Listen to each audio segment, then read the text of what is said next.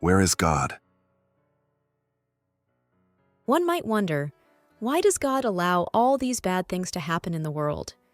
Well, the answer is right in front of you, and yet you still don't want God's help.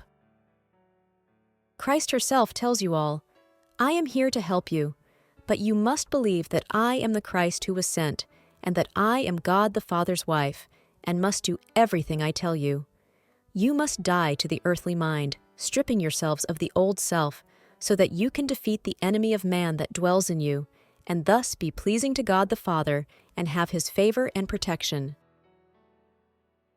However, there are people who respond by saying, "No, you cannot be Christ or the wife of God. Christ is the Son of God and not a woman." So that is the answer to why God cannot help such people. They simply don't accept the truth that sets them free, and prefer to stay enslaved to their earthly minds and remain in the darkness with their father, the devil. It is impossible to please God without the faith of Christ. That is, the faith of the visible and tangible Christ who dwells and mediates between God and man today, and not the faith in the fictitious Christ that the religious world promotes, but indeed in the beautiful faith of the one and only true Christ, that is perfected in us by her deeds, which are worthy of imitation, because her fulfilling faith is real and effective. All the destruction and death that you see throughout the world is not God's doing. It is caused by evil and perverse men and women who only obey what their father, the devil, tells them to think, say, and do.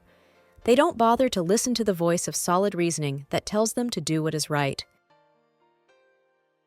Until you decide to hear the voice of Christ, who is knocking at the door, you will continue to suffer at the hands of that enemy who, without any mercy, only destroys and kills humanity.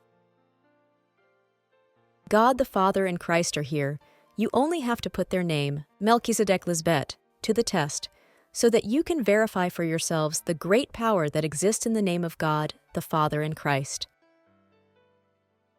If you are not interested in verifying God's power, it is because you are the descendants of those incredulous men and women of the past, who denied Christ, and therefore you are foolish, just like them, and do the same things by repeating history.